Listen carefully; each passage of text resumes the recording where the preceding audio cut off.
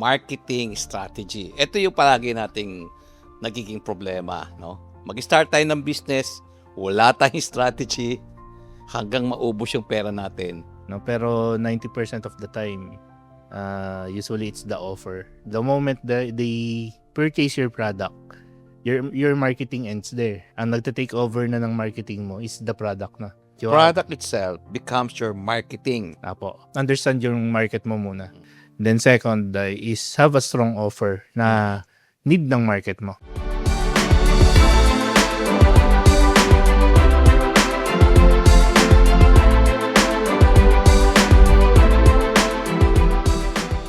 Not every story is about success. Most of the time, it's about struggle. Hi, I'm Bonnie De Jesus, and this is Kapayaman Story, where we talk about the real journey of entrepreneurs and dreamers who went through challenges, failures, and faith-testing moments, pero hindi sumuko. Dito, hindi puro success. We'll dive into the why, the how, and the faith behind every comeback. True wealth isn't just about money. It's about purpose, growth, and trusting God through the process. Hello, Jomel. Thank you for joining us. Hey, sir. This is going to be a very exciting episode, Jomel, I believe. Para makilala ka ng audience, can you tell us who you are? Okay, so hi, I'm Jomel. I'm a marketing expert. So what I do now is helping business owners, not just on dun sa mga copywriting or marketing stuff. Yung focus ng service is more on the strategic side.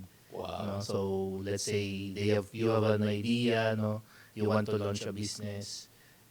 Yan, I can help you i-structure yung offer mo, no? And how we are going to launch it in a way na hindi ka mauubusan ng pera. Ayun. No?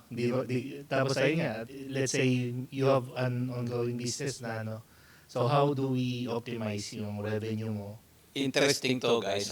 Marketing strategy. Ito yung palagi nating nagiging problema. No? Mag-start tayo ng business, wala tayong strategy, hanggang maubos yung pera natin, hindi pa rin tayo kumikita. Why? What's lacking there? So, ganung step. Madaming factors here. No? Pero 90% of the time, usually it's the offer. No? It is the offer. Yes, apo. What do you mean by that? It's the offer. Hindi ba yung magaling ako magbenta, okay na? Hindi, kasi sir, magaling ako magbenta. Yes, kasama yon, no?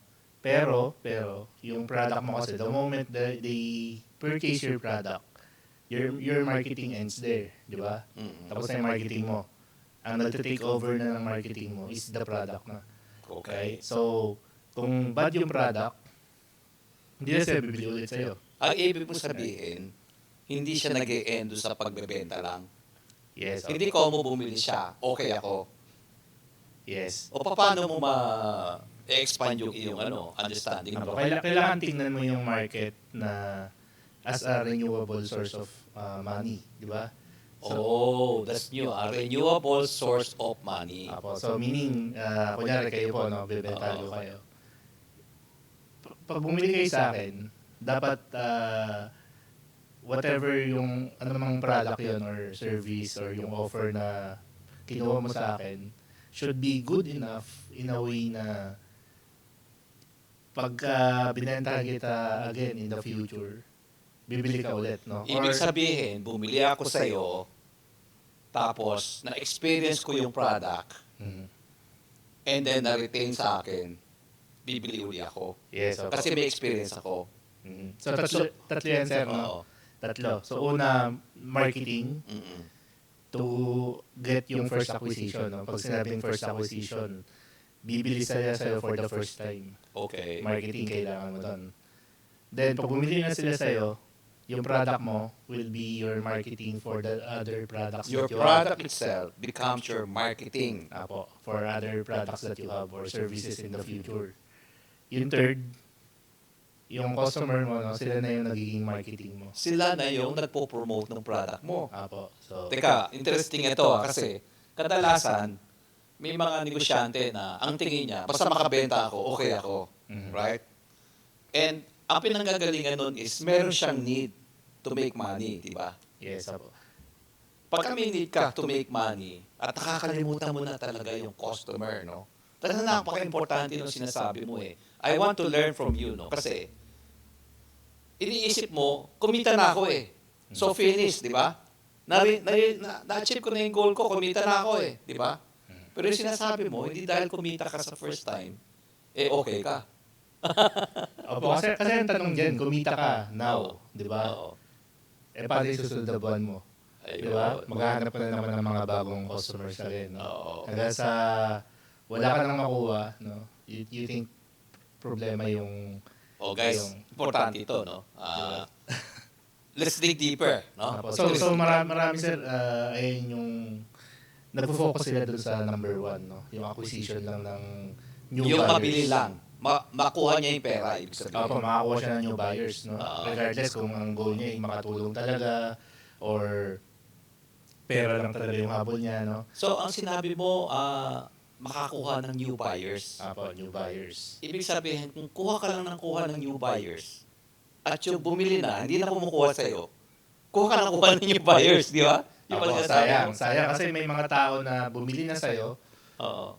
dapat di ka na nagma-marketing sa kanila na, di ba? So marami sir, yung mga nagiging clients ko, no? Ito yung mga nagiging common problem nila eh. Nakaka-attract na sila ng maraming buyers. So meaning good yung product, no? Tapos marami silang product pa other than that. Ngayon, pagka ibibenta na nila yung susunod na product nila, gagastos na naman sila ng acquisition ulit, no? Para makakuha ng new buyers para Ang sa ibig second mo sabihin, product. kung hindi maganda yung offering mo, if your product is not giving the customer the experience that he wants, unang-una, hindi babalik yung customer sa'yo. Apo, yan yung... Pangalawa, hindi siya makaka-attract ng new customers. Hindi niya i-recommend, right? Hindi niya i-recommend. So, ang gagawin mo, dahil nag-a-acquire ka, sabi mo acquisition, nag-a-acquire ka na lang ng new buyers palagi, ang nangyayari, you spend too much in marketing. Yes, apo. Kasi ang spending nandiyan sa acquisition. Eto, finance man ako eh. Apo. So, sabi mo, may sales ka, di ba? Tapos, meron kang cost of goods, meron kang gross profit, may operating expense ka ngayon. Yes. Pag lumaki yung operating expense mo at kinain yung kita mo, you end up losing money. True. Minsan akala mo, ang laki-laki ng sales mo. Yung pala, push ka ng push sa sales mo. Kasi in the first place, hindi mo na attract yung customer in the first place. Wala kang repeat customer. Yes, apo. Okay, strategy ngayon ha. Strategy. So yung repeat customers, no? So number one, acquisitions yan, no? Yan, may cost yan, may cost. No, kasi kailangan mo ng effort yan eh.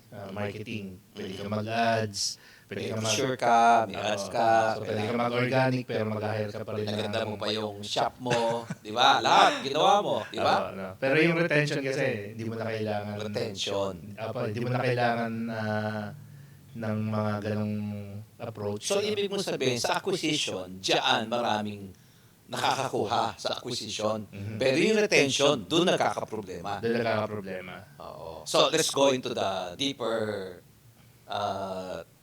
into this. Let's get Sige deeper. Paano mo siya i-retain? Ano yung nakikita mong ano yung tinuturo mo na strategy? Ano yung basic doon?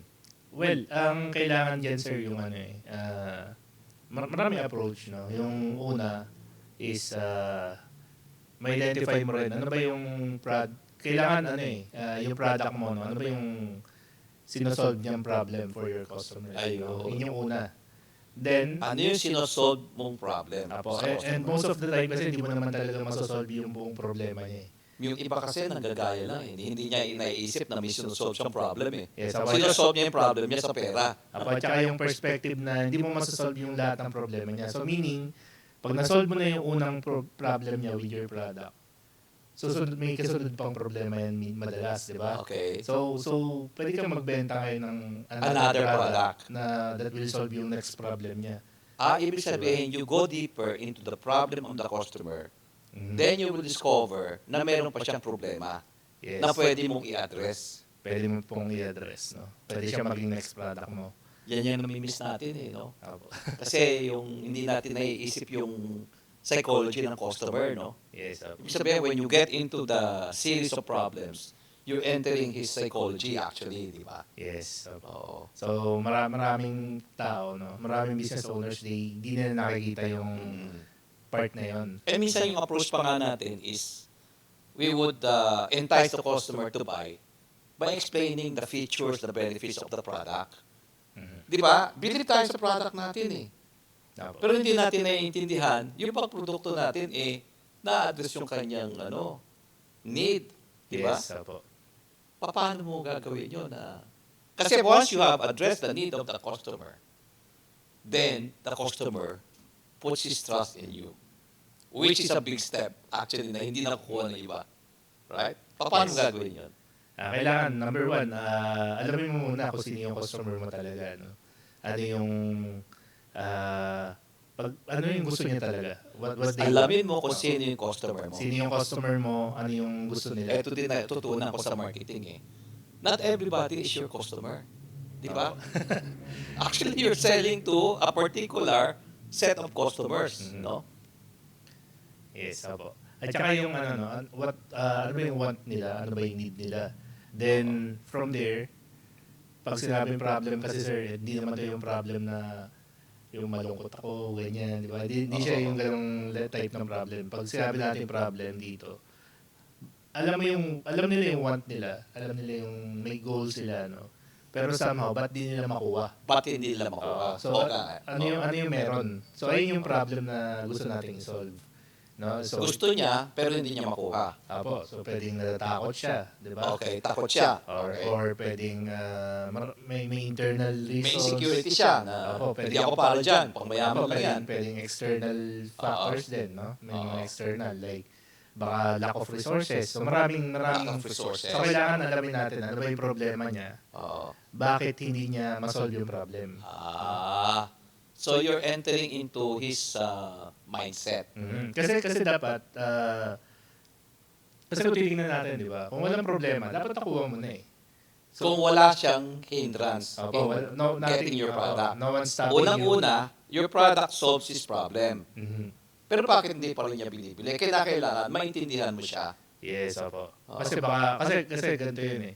So, let's say resources ang problema, no? Let's say resources.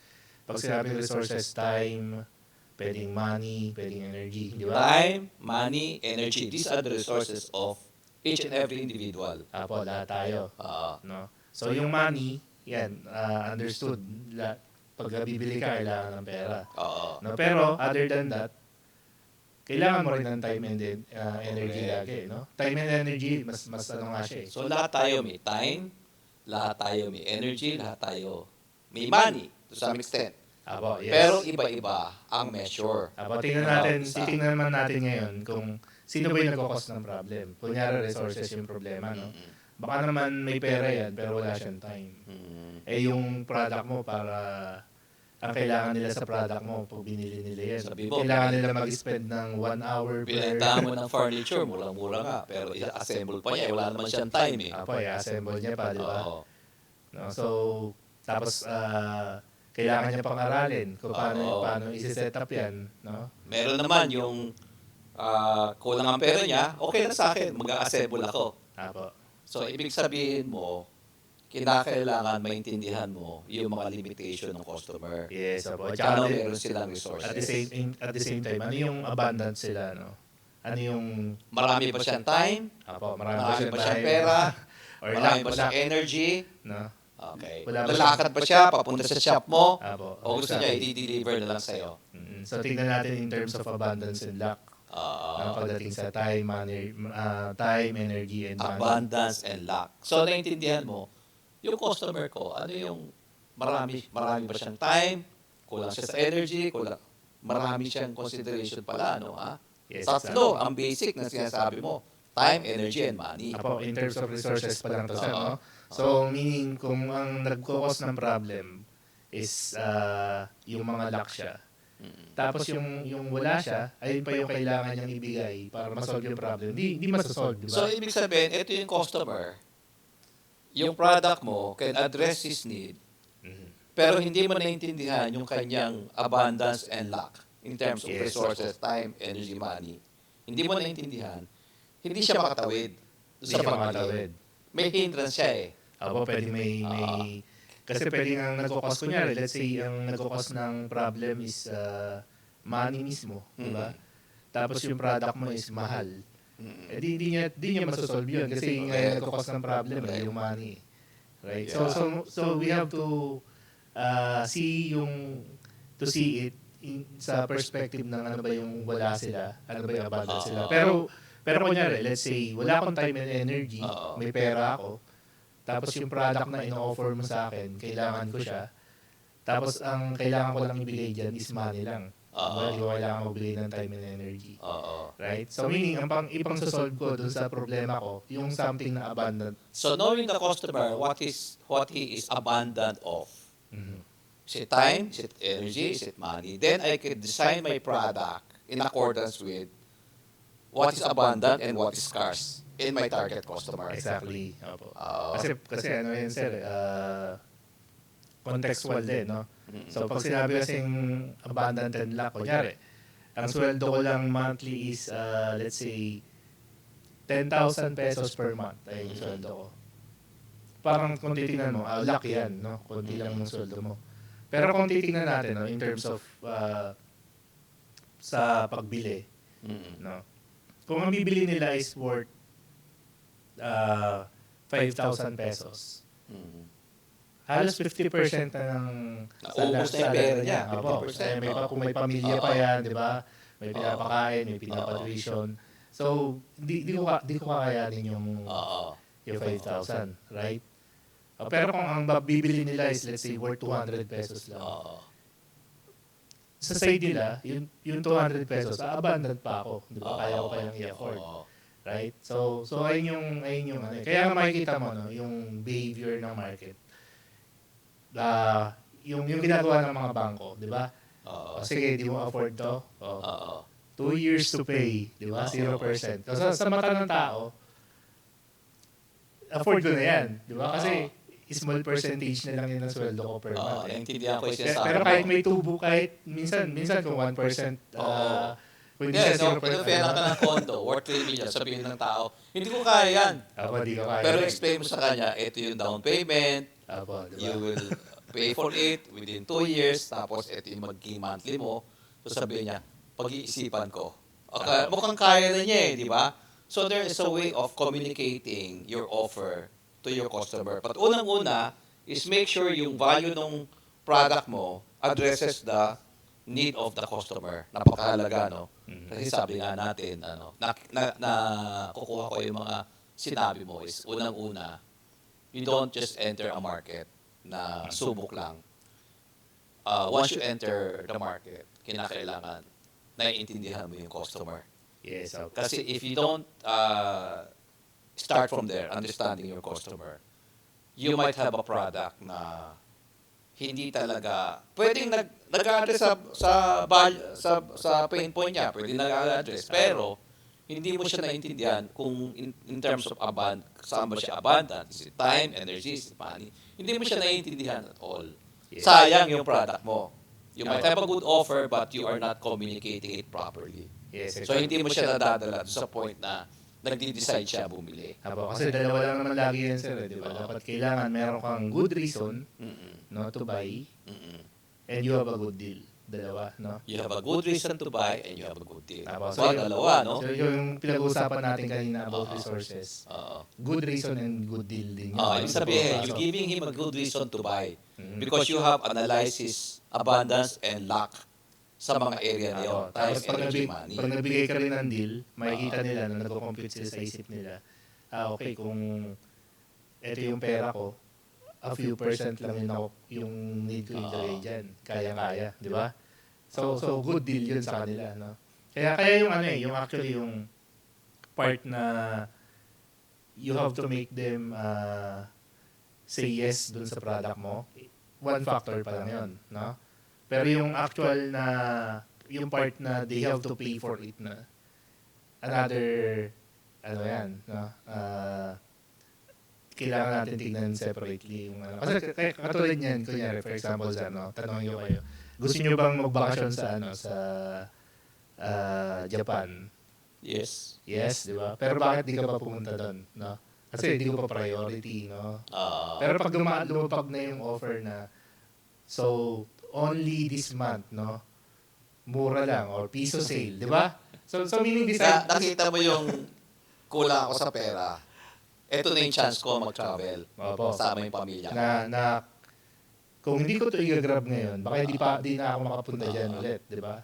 So parang ganun yung ano eh, or parang in a way, makikita mo siya na, oo nga, no, kahit may pera ako in the future, sayang yung deal na to. Correct. Napupunta rin naman ako doon, gusto ko rin naman pumunta. Why not, hindi pa gawin now, no? So nagiging, kahit di siya priority before, naging parang priority siya ngayon, no? So another takeaway is that what may be true for you as a seller may not be true for the customer. Because meron siya mga limitasyon. May mga consideration siya. So kinakailangan maintindihan mo siya. And this is what you're doing, di ba? You're trying to help the businessman craft a good offer na nababagay doon sa kanyang market, doon sa psychology ng iyong market, at tuloy, pati yung messaging and the strategy are all aligned towards the buyer making a decision to buy. At hindi lang sila bibili, kundi paulit-ulit silang bibili at magdadala pa siya ng ibang customer. Yes, opo. Ganun dapat. Yung doon mapunta, no? Minsan kasi nagkukulang tayo doon kasi iniisip natin, bilib na bilib tayo sa produkto natin, di ba? Napag-aralan natin, napag-isipan natin, pinaganda natin, pero ang tanong is, yun ba yung gusto niya? Minsan explain ng product features and benefits yung pala. Hindi yung hinahanap ng customer. Yes, Di ba? At minsan may maganda tayong produkto at yun talaga hinahanap niya. Kaya lang, meron siya mga limitasyon na kinakailangan natin i-address. No? Yung sasabi mo time, energy, and money. Napaka-interesting ito. No? Jomel, I would like you to invite the audience doon sa kaya mong itulong sa kanila, no? Ayun. Explain mo kung ano yung kaya mo. Yes, opo. So, ayun, no, kung need nyo ng help, no, pagdating sa strategic side ng business, especially kung SME, no? Usually, pag SME kasi, they try to solve things, parang DIY siya sa lahat, di ba? So, wala kang kapartner sa strategy side, no? So, that's where I come in, no? So, I will help you identify yung market mo, no? Ano ba yung real problem nila, no? And ano yung yung offer structure na tinatawag na pwede nating ibigay, no? Meaning hindi lang yun isang product. Kasi ang catch dyan, sir, yung to make the business really profitable, kailangan may offer structure kayo, no? Kasi maraming business, they only focus on the initial sales. Diba? So, minsan, gumagastos sila ng malaki sa acquisition. Tapos, yung sales na nakukuha nila from that, madalas break-even lang halos. Yes. No? So pagdating sa cash flow side, ang goal, kung if I will be working with you, identify natin, how do we make your business profitable then? Hindi lang to make a product, benta natin, that's it. Hindi gano'n, no? Tama. Ano yung kailangan natin gawin? Kasi ako, if I'm going to work with someone, I'm looking for, tinitingnan ko yung cash flow din eh. No, worth it ba sa'yo na i-hire mo ko, di ba? Yes. So yung mga naging client ko na, no, yung mga nagko-consult din sa akin until now, lagi namin tinitingnan yan. O kasi i-hire mo ko, ito yung babayaran mo sa akin. Pero kaya ba ng cash flow? Pasok ba sa positive ba yung cash flow na mo sa end mo kung ganito yung gagawin natin? O ito yung product na tinitinda mo, gagastos tayo ng ganito sa acquisition, i-hire mo pa ako. Tapos wala kang offer structure that will allow you to sell multiple times sa customer mo. Makikita nila, oo nga, negative ako, di ba? Jomel, malaking tulong yan eh. Kasi a lot of us are just thinking na kung malakas lang ang benta ko, malakas ang kita ko. Yes, right? So what you're saying is, kung matutulungan mo siya about how much do you spend for an ad, and how much comes in terms of sales. Yes. At make sure that sales, when they come in, they make an income Apo. Pero kung mas malaki ang gastos mo sa ad kaysa doon sa income niya from that sale, talo siya. Apo. Tsaka depende rin sa goal talaga eh. Kasi pwede kasi mangyari, sir, no?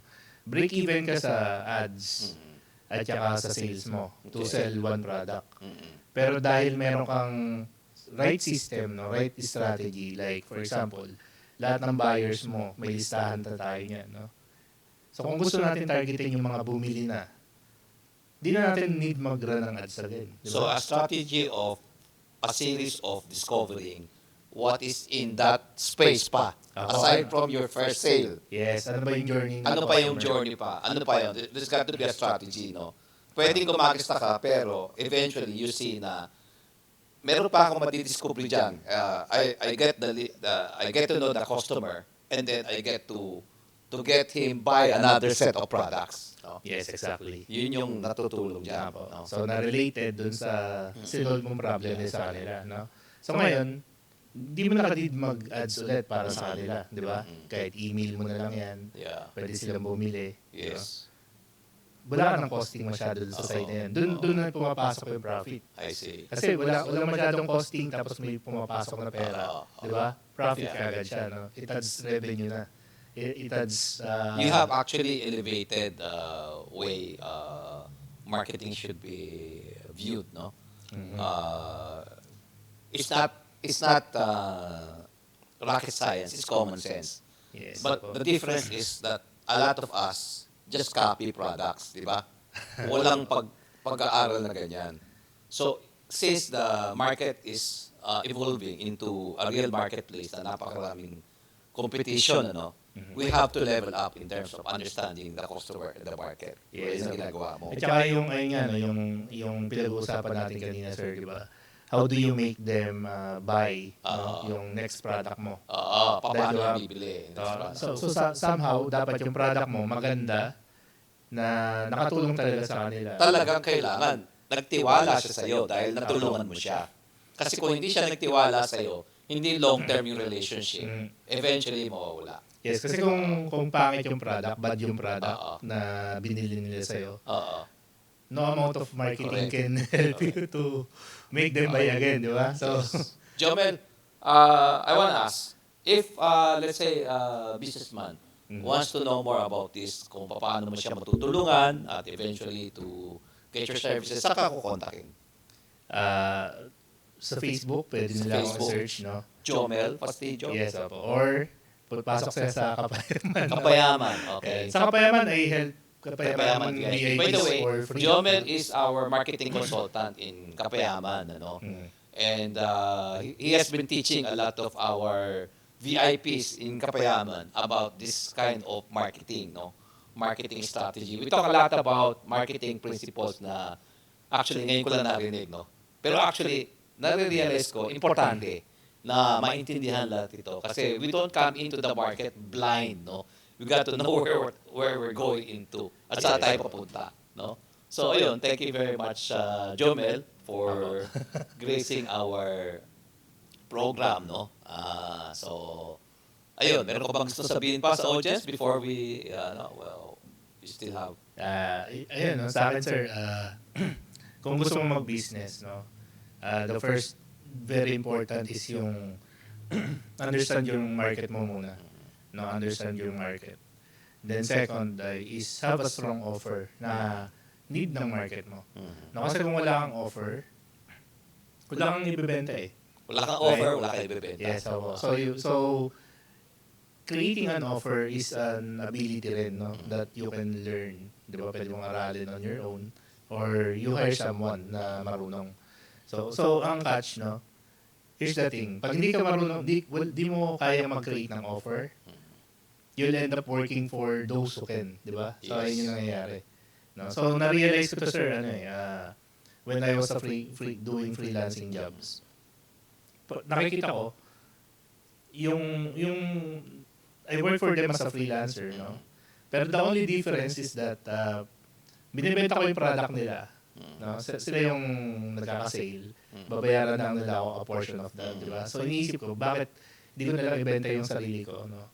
So, nung nag-aaral ako ng marketing, ganun yung mindset ko, no? Bakit ba't ganun? Di na lang ako magbenta para sa sarili ko. No? So ngayon, ang catch is, doon ko na-realize, ang problema talaga is yung offer. Ayun. No? Kung wala naman akong i-offer. So, na-discover mo to sa iyong journey Apo, no? na nagtuturo ka about marketing and then nag-i-evolve ka rin about marketing. Yes, apo. Kasi kung wala kang offer, ganun talaga yung mangyayari sa'yo. Mag-work ka dun sa meron. So, understand the market Mhm. and then create a strong offer and keep on improving that offer. And Yes. how do you understand your market? Hindi lang kasi yung gusto niya, kundi naiintindihan mo siya paano siya mag-isip. Paano siya mag-isip, paano mo siya madadala doon sa point na gusto na niyang bilhin, paano mo siya mapapadecide, paano mo siya magagawang happy doon sa purchase niya, Exactly. paano niya may experience yung sabi niya, wow, ang galing. Tapos, bibili siya uli, tapos dadalhin pa rin yung mga kaibigan niya. So, thank you very much, Jomel. Nilinaw mo yung marketing in such a short time. Thank you Yes, very apo. much. At saka yung pagdating naman sa sir, no? Pagdating sa selling side, no? Marami kasi nagbebenta sila by doing claims, no?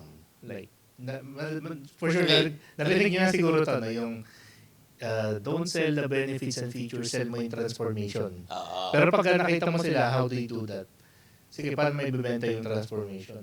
They make promises, they make claims. O sige, ita-10x ko yung sales mo, yung transformation, or I will do this, ito yung mangyayari. Di ba?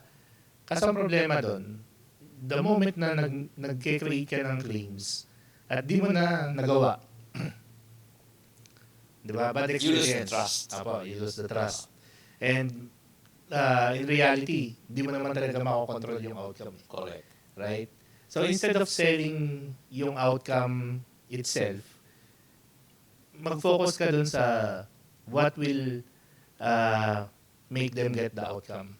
Yes. No? So kunyari, gusto mo mag-10x yung sales mo, instead na ibenta ko yung instead na sabihin ko 10x ko yung sales mo, sasabihin ko na lang yung paano ko siya gagawin for you, di ba? So first week, identify natin to, no? Tulungan kita dyan. Then second week, ayusin natin yung offer structure mo. Then gawa natin ang strategy. So, Jomel, no, thank you very much. I think hindi natin kaya i-cover Yes. lahat ng kinakailangan gawin sa marketing, but they can contact you. Yes, apo. Ang importante is nakita natin yung overview ng marketing Mm. na it is a journey with the customer. Na didiscover mo, na understand mo siya, yung psychology niya, at saan mo siya madadala, the point of buying. Hindi lang buying, kundi na-overcome niya yung resistance to buy. Hindi lang yon kundi na-experience niya yung maganda sa produkto mo. No? Yun ang mahalaga. No? So, thank you very much, Jomel, for being with us. No? So, we end here. Thank you. Hello there. I'm Bonnie De Jesus. I wrote a book entitled Freedom to Create Wealth. Alam nyo ba, marami sa atin gustong mag-create ng wealth or gusto nating makaahon sa kahirapan or ma-assure natin na hindi tayo maghihirap. Alam mo ba na ang kinakailangan nating gawin ay malaman muna natin kung ano yung ating mga limiting belief or ano yung mga nag-i-imprison sa atin na mga pag-iisip, mga bagay-bagay nasa isipan natin. Ang circumstance natin, hindi magbabago hanggat hindi nagbabago ang ating pag-iisip. Kaya sinulat ko itong libro ito. Marami kasi sa atin nakatali pa doon sa swertihan ang negosyo. Nakatali pa doon sa big time. Nakatali pa doon sa parabang ang kinakailangan, pinakamahalaga sa atin ay pera. Kaya hindi tayo makapag-umpisa ng negosyo. Hindi tayo makapag-umpisa ng maliit. Gusto natin big time kaagad. Yan yung tinatakal natin sa aklat na ito. Kasi ang pinakamahalaga ay makilala muna natin ang ating sarili na meron tayong katanging-tanging abilidad na binigay ng Panginoon sa atin.